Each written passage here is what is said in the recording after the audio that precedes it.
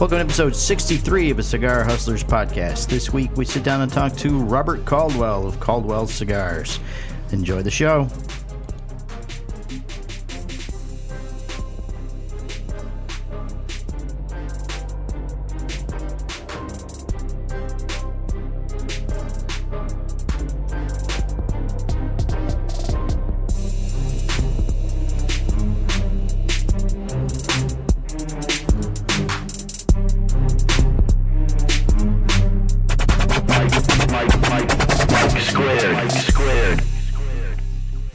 So we're finally downstairs.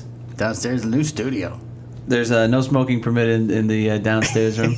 That rule went over really fucking well. Yep. As we're sitting here smoking. I bought a big can of air freshener. The landlord is quite the prick. But whatever. I'll hose the room down when we're done. So, and you're afraid of the camera? I'm not afraid of it. It's still charging. The batteries didn't come charged. And then we only have the one working plug apparently in here, so it was charging overnight. But look, it isn't all fucking glitz and glam. You know what I mean? It's not perfect. Don't look behind the curtain over there. You don't even want to see the bathroom. But we're gonna have to hire somebody to clean the bathroom. But we're making some progress. Yes. All right. So you're not afraid of the camera? No.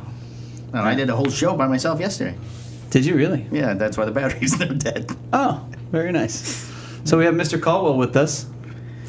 Thank you. Happy to be here. Should I not smoke? No. You're fine. We're all smoking. We're all smoking. I brought down the ashtray. I feel kind of bad because when I got here, they didn't have an ashtray. No, so the landlord is myself and my brother. Ah, fuck. Okay. So and he's like, "What are you doing with that ashtray?" I was like, "I'm going to smoke." He's like, "Don't smoke." I said, "I'll only smoke in my half of the fucking." There you room. go. So fuck him. However, Disney is moving to yes, no smoking at Disney. How fucked is that? You know the weirdest thing? No loose ice in your cooler either. No, and also restricted stroller sizes. Right, yeah. That's the best one. But that makes sense because you can imagine guys are pushing a stroller like with one kid in it with like 7 compartments. Right. Filled with cutting through the traffic that way. That's what I used to do with mine. Disney is such a fucking process at this point. It is horrendous. I mean, you can't even fucking smoke there. No. You can't even drink at Magic Kingdom. It's a total dry park. I thought that just changed too. Well, I mean, I haven't been there in that long, so. Oh. Well, everybody goes to what's the Epcot to go drinking around the world. Yeah, you go get fucked up at Epcot, but you drink can't around get the fucked world. up at Magic Kingdom because there's too many goddamn people, and it's Yeah, gonna that's put true. complete misery. And if you go in the summer, fucking forget it, dude. No, you get to ride 2 rides and then your day's done and then you go Right. home. Do you want to introduce the missus? Yeah, sure. So I'm here with my wife, Paula, and she's shying away from the microphone. Say hi. Hi. So, I mean, that might be all we get from Paula's, but That's probably it. She's going to pretend like she doesn't speak English now. So we got fuck Disney, then mark that off because I actually wrote that down. Dude, so not too long ago, I saw that you did a Facebook post in regards to Miguel's beard. And it was a bit of a challenge to get people to knock off little portions of his beard, huh? Yeah. So how was that going? He's fully shaved. Is he? Yeah, so a retailer was very intelligent because Miguel's a scrappy guy, so people didn't really want to fuck with him. And he called me and he's like, the thing is, I love my beard. My beard is my identity, which is a dramatic position to have. But he said, I'm afraid the position that you're putting me into will make me fight someone to maintain my beard. So I'm like, all right, well, this is an easy fix. So then I called the retailer that the event was going to occur at, the first event, and I said, here's the deal. How much do you buy from Miguel via all brands? So he tells me the number. I'm like, well, that's a lot of money. He just got a new house, and he's got to pay for the new house. So here's the deal you're going to make with him. You shave his beard, and you get to come to DR, and you can blend your own proprietary cigar from your store. Shit. Oh, wow. So then he said, cool. So then he called Miguel, and he's like, look, I'm done unless your beard comes off at my store. So he shaved off the beard. And then 2 nights later, I'm in the Bronx at Papa Juan's. I don't know if you've been to that store. Yeah. You know, they have a nice crowd. And then so kind of get somebody to block the door for me. And then I mentioned that if they could get his beard off, his head shaved that night, and whoever got the most hair, but including scalp, I would accept that too by weight. One, and then they would get whatever amount of boxes, but everybody in the store would get a 10-count box. And there was like 30 dudes in there, and they were tough.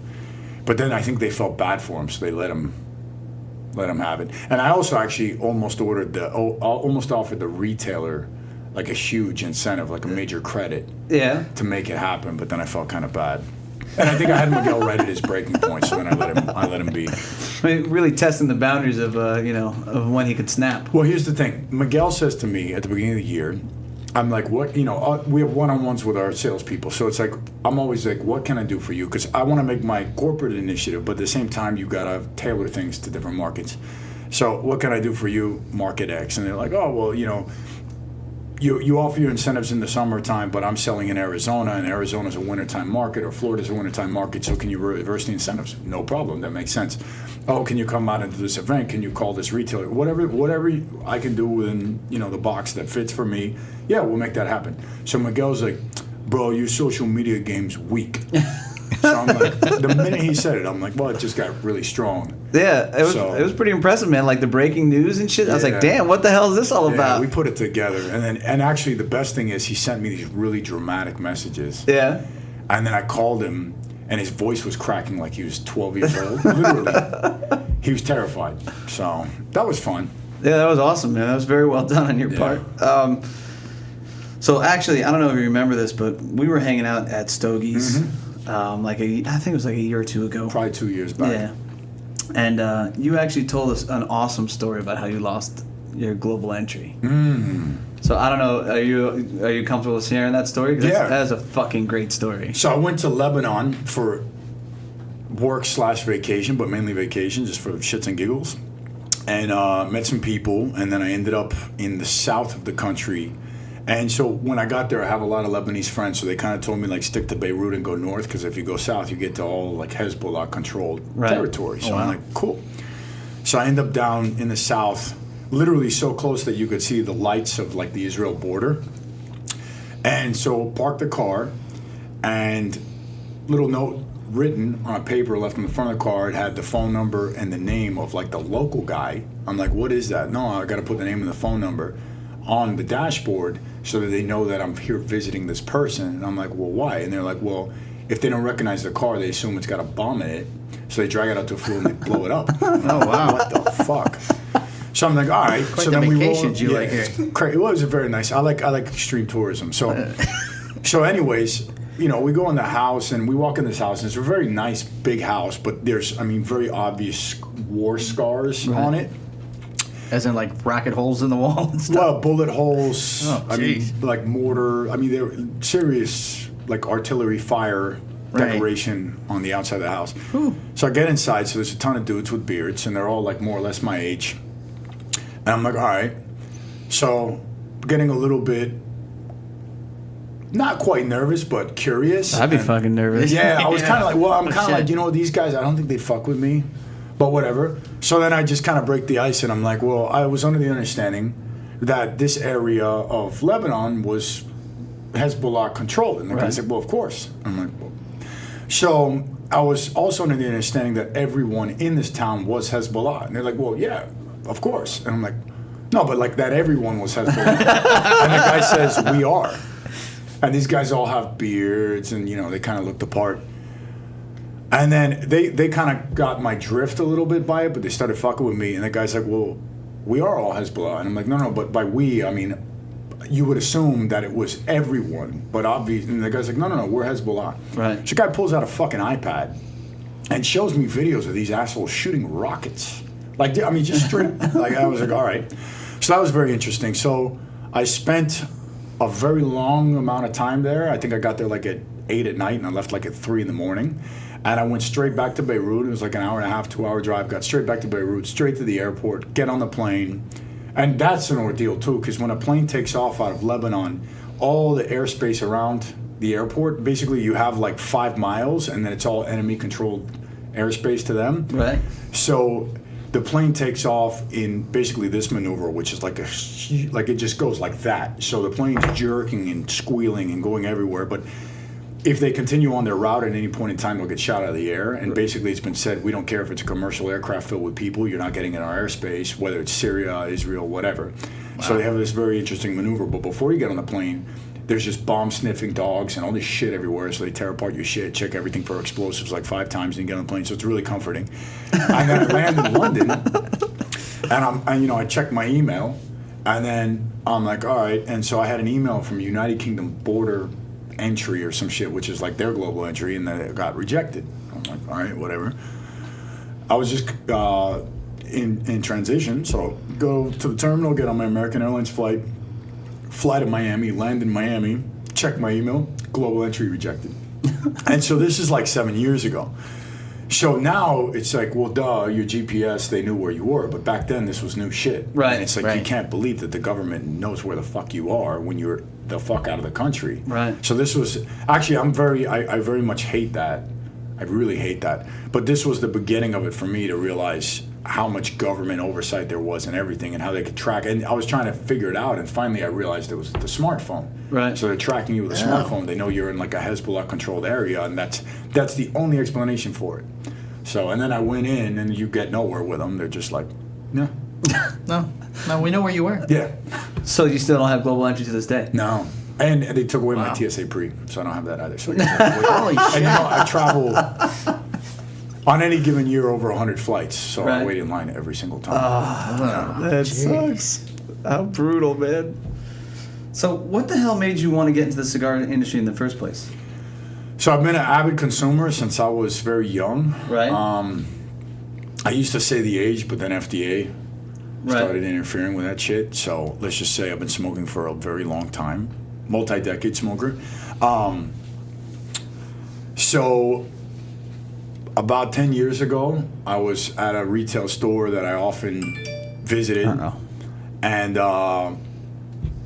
there was a guy working there, and he was a friend of mine, and he was a friend of mine like socially, but I'd met him at the cigar shop, and he just hated working there. So then I had this brilliant idea, situationally, a couple nights later I went out to eat. It was my birthday, left the cigars in the car, ordered cigars off the menu, sold out. Cigar comes out cracked, the next one dried out, the next one bugs. So I finally get up and I go to the humidor. They had a big double door cabinet, and they had one box of cigars in decent shape. And so I grabbed the cigar. I had no idea what it was. Grabbed the cigar. I'm like, all right, how much is it? $12? Fine, whatever. Go out, smoke it. So then the next day, pre-smartphone, go on the computer, and I tried to find a restaurant or hotel, like hospitality cigar distribution company, to sell these guys cigars. Because of course that existed, and of course it didn't. So I'm like, oh, little light goes off in the head. And then so I call this guy, I'm like, hey, this shit doesn't exist, and I think this is a brilliant idea because we live in Miami and you can smoke everywhere, and all these tourists are here and they all want to smoke, but there's nowhere to buy cigars. And he's like, great idea. So then we kind of made an agreement where he was going to run it and I was going to put in the money because I had a career at that point. And then after a couple of weeks, he said, I can't work for free. I need to get paid. I can't just do a sweat equity thing with you.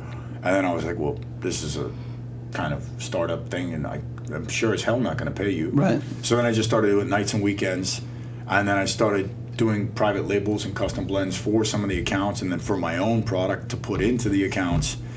And then that kind of snowballed, and then I rented a warehouse in a neighborhood of Miami called Wynwood. That's now a very famous neighborhood, but at the time it was just like the hood. Like it had no name. Right. The people are like, where are you? And I'm like, well, I'm like between Alapata and Little Haiti and like the middle of Shittsville. And I was the only business there. So I rent a warehouse, and it was insanely cheap. So now actually the space that I was in was paying $2,500 a month. It's rented now for $45,000 a month. Jesus. Wow. Yeah. So property value at that point in time, you could buy a warehouse in that neighborhood, 5,000 square feet for $80,000. Now 5,000 square feet runs about $7 million. So it's with some of the highest priced real estate in all of Miami. It's like the art district now, right? Yeah, and the dirt is worth more than luxury condos on South Beach on the sand. It actually makes no sense, and it will come down. But so I rent this cheap space. It's super dangerous, and then I was friends with several people. They come by, they're like, you're a complete moron. My mom's terrified. And then Christian Aroa was a friend of mine, so he's like, you're out of your fucking mind. I'm like, yeah, whatever, cheap rent, because I needed a warehouse. And this was the cheapest rent in Miami. So then that's like on Friday. Well, Sunday afternoon, there's like this special edition of Miami Herald that comes out, and it says Louis Vuitton is taking over the Miami Design District.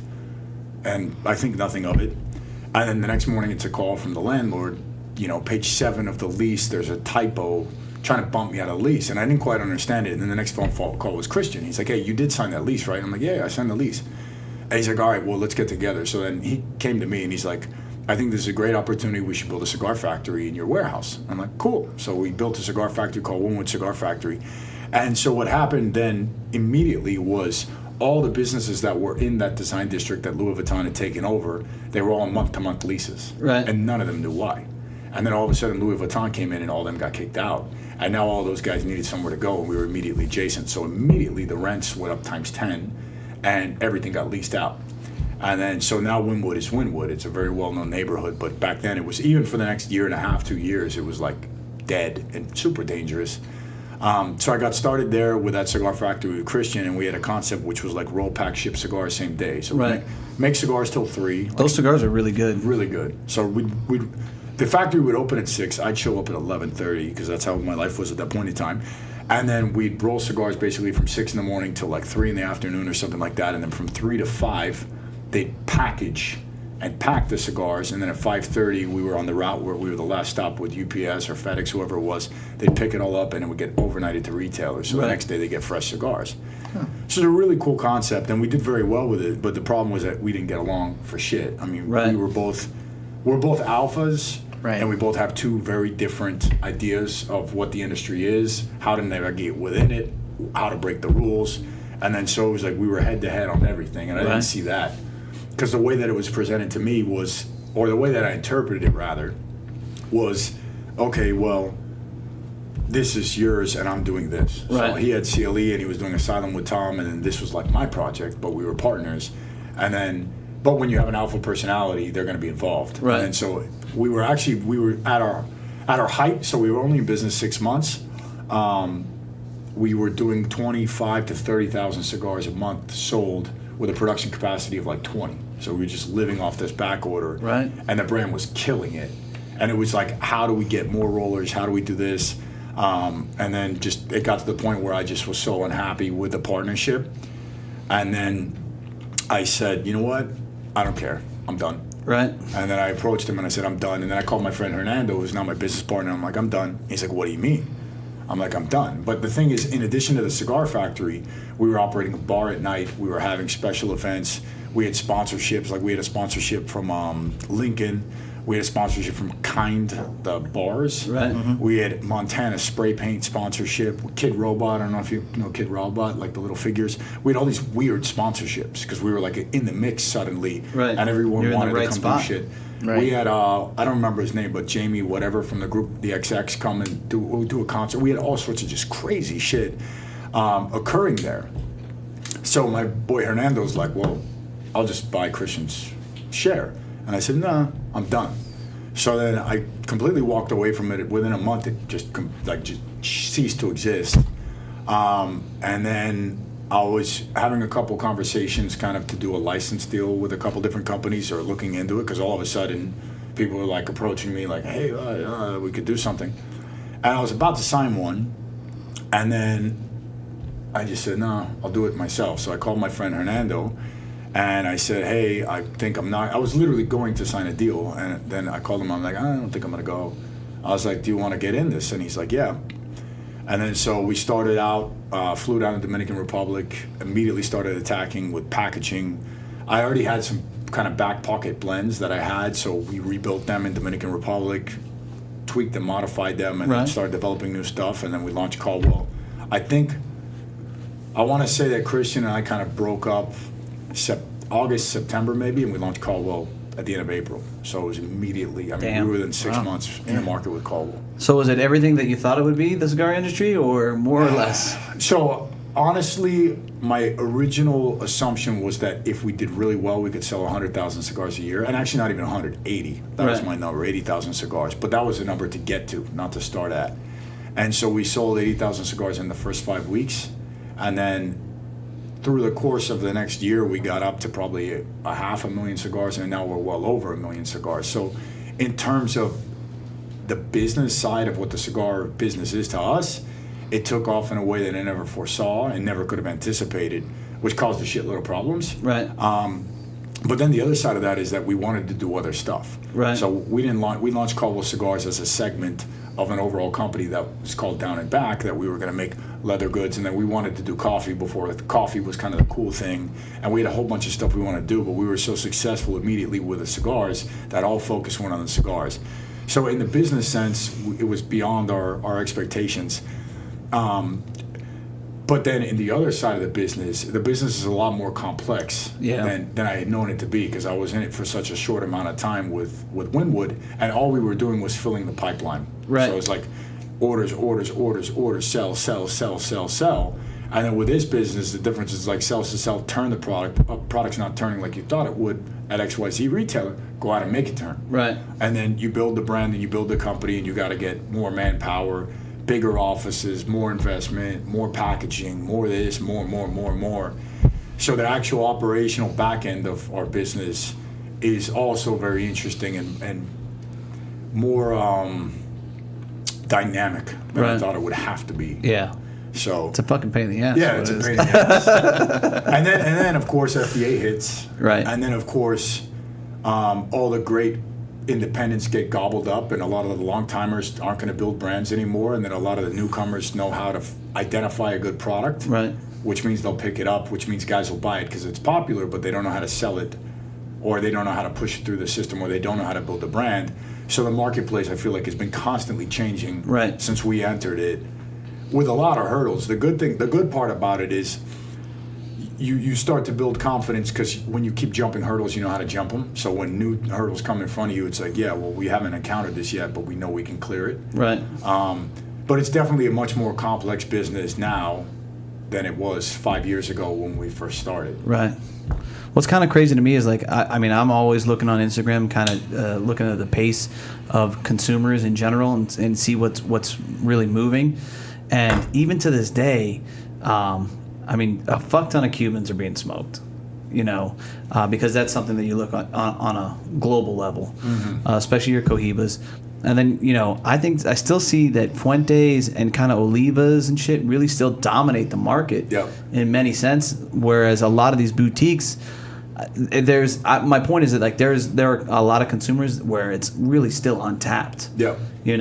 And to kind of still see the volume that's being consumed that isn't some of the better, smaller production cigars, it kind of fucking boggles the mind. Well, and there's something to be said for that too. So we see a lot of growth in our brand, at least with like the 25-ish to 40 sector, and that's a very much a part of the market that's growing.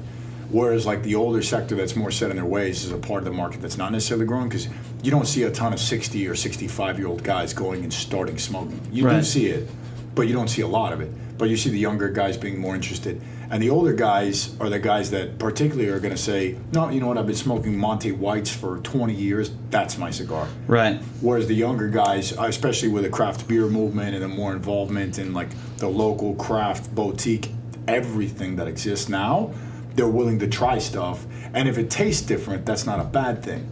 Whereas the older guys, like, I can't tell you how many events I've done, and probably you, where it's like, guy walks in and he's like, man, what do you smoke? And they're like, well, I like Monte Whites. Right. I don't know why that's my example today, but that's it. But that's usually the go-to. Yeah, I'm like, you know what, here's an Eastern Standard. And then they come back to me and they're like, no, I didn't like it. It's not the same. And I'm like, why don't you like it? They're like, well, it doesn't taste like the Monte White. I'm like, it's not supposed to. Yeah, right. But it doesn't taste like nothing. Profile.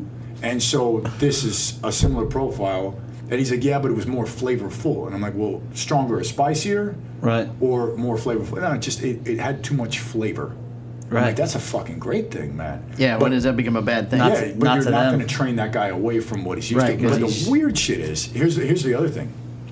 It's like, well, what do you drink? And they're like, red wine. Oh, I got a wine cellar. I have 1,800 bottles. And I'm like, yeah, but you smoke one cigar? Right. Yeah. It's this weird, like, I don't even know. It's a comfort thing. Yeah. Yeah. They just don't want to change. It's like it's their go-to. Right. And they don't want to fuck with it. Right. Well, there's so many options out there. Some guys don't want to try something new. Yeah, but even when they do, it's too much. It's too much, right? Oh no, exactly. It's too much. Where's my Monte White with the bland flavors? Fucking crazy. Did you get like really drunk last night or something? No. You're pretty quiet. I had coffee. Very quiet. interesting. I was doing a monologue, though. I'm good at that. Yeah. Yeah, you're an easy guy to interview. You just, lob it up and just fucking sit back. And go, exactly. That's it. My mom used to call it verbal vomit. Verbal vomit. She's like, will you shut the fuck up and let your friends talk? I'm like, yeah. They ain't got nothing good to say. Yeah. They haven't been to Lebanon. Exactly. They're not on the no-fly list. Well, I mean, that pretty much wraps it up for me. What about you? You got anything else to We add? got the questions. We can do the questions. Ooh, yeah. Well, there's really only 4. There's not really 5. There's 4. Okay. Okay. What one person, living or dead, would you like to share a cigar with? Ooh, one person. One person. You can interpret the question any way you want, and you can fucking respond accordingly. It's not like it's etched in stone, you know? I mean, you could say like the Beatles. Yeah. No, I'd have to say like Clint Eastwood. Yeah. That's a good one. Yeah. He's getting up there, man. I just saw The Mule last night. I was like, damn, he's the guy. So it's living yeah. and dead because he's kind of like in transit. Yeah, it's Yeah, kind of like both. Yeah. He's like Keith Richards. He's never going to die. All right, what one fictitious person would you like to share a cigar with? Book, movie, comic. Anybody you idolized? That's a hard one for me because I don't pay attention to any of that shit, but I'd say one of the Ninja Turtles. Yeah? I like the one that had the size, Raphael. Yeah. Wow, there you go. Nice. I'd pick him. You've never seen a Nice. turtle smoke a cigar. My girl would like that too. She likes animals. What's your favorite cigar? Favorite cigar? I'm biased, and Anastasia is a cigar that we make with Ernesto Carrillo. And I'm going to say that's my favorite cigar because it was built exactly to my palate specifications. It hits everything that I love. But I think it's unfair for me as a cigar maker to name my own cigar. So that one's disqualified. So if it's not that, the Davidoff Millennium Petite Corona. That's I a think it's fucking That's a really good cigar. All right, what's the best piece of advice anyone ever gave you? Don't do it. Yeah? So when did that save you?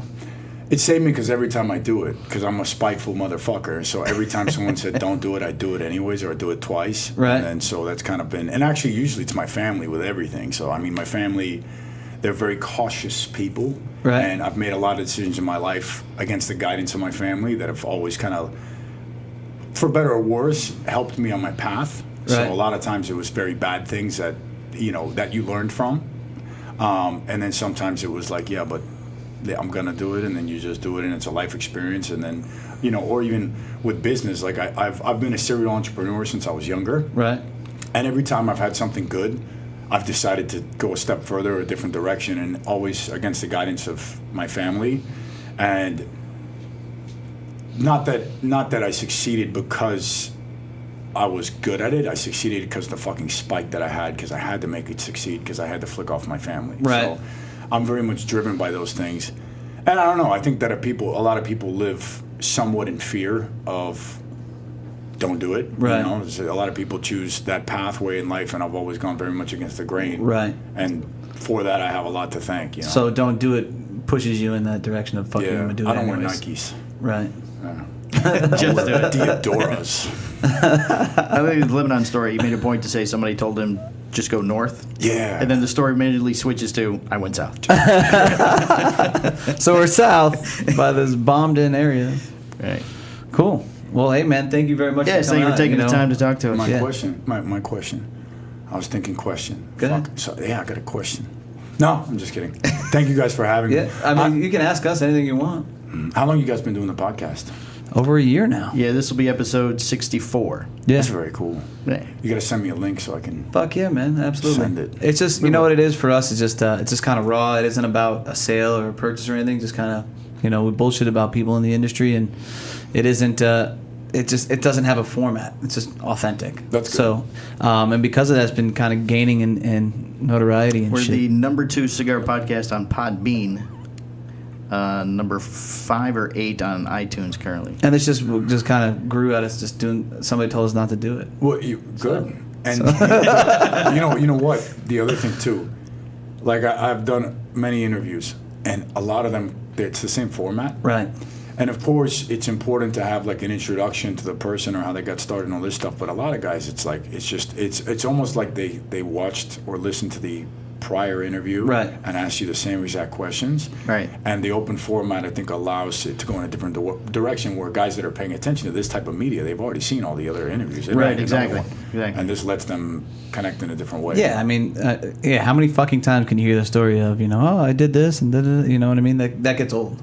But how many stories have you heard about somebody getting off the no-fly list? And that's also kind of a tribute to like shit that I pick up along the way. I mean, we've only hung out one other time beforehand, but it was a great story. I'm like, fuck, can't wait till you come this way so that we can kind of get. Yeah, that was on the first show. thing he mentioned. He goes, "Oh, I wanted to talk about that." Yeah, this is gonna be that's gonna be fucking stellar. Next podcast, I got more stories for you. I know you do. I got a couple of them. All right. Well, good. Then that means he's coming back. Well, I can't do the layup because if I don't know him, you're just gonna have to come in and I'm gonna say, all right, so you got another good story, so let's hear it. I got a good one where I was abducted. Yeah. Yeah, I spent like 24 hours abducted by aliens? a paramilitary group. No shit. Real story. You want to tell it now or tell it later? No, all right, no, all right, this just is the hanging leave it chat. lingering. All right, that's This is cool. Florida, The we got chat. hanging chats here. That's it. That's true. Is there any way you want anybody to get in touch with you, like Instagram, anything like that? Yeah, my Instagram is Caldwell Cigars. Facebook, Robert Caldwell. Easiest way to get in touch with me. I don't respond quickly. I'm notoriously slow at responding. And I think that's it. But do pay attention because it's our 5-year anniversary month, starting like in 2 days. So we're actually going to run some really cool things. We're going to let guys win. 5 cool. guys come down on a 5-year anniversary trip to DR like we did, and they get to blend their own cigars. So we're going to bring consumers and retailers down, so that should be cool. So. Oh, cool. This will actually go up on Tuesday, so it's right after your contest starts. That's perfect. And you got Jerry Grouper in the state of Florida, and he's one of the best in the industry, in my opinion. Yep. So Absolutely. all right, cool, man. All right, thank you again. That concludes it. Later. Awesome. Thank you. Hello, this is a prepaid collect call from the correctional institution. This call is subject to recording and monitoring. To accept charges, press 1. To refuse charges, thank you for using T-Netics.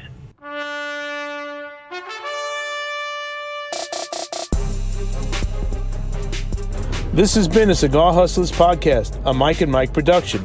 Be sure to listen every Tuesday at 10 a.m. for all new episodes with some of the biggest names in the cigar industry. You can follow the guys on Instagram at Cigar Hustler for Mikey and FCC_Mike for Mike too. You can also follow the show on Instagram at a Cigar Hustler Podcast and on the Facebook page and the all-new YouTube channel.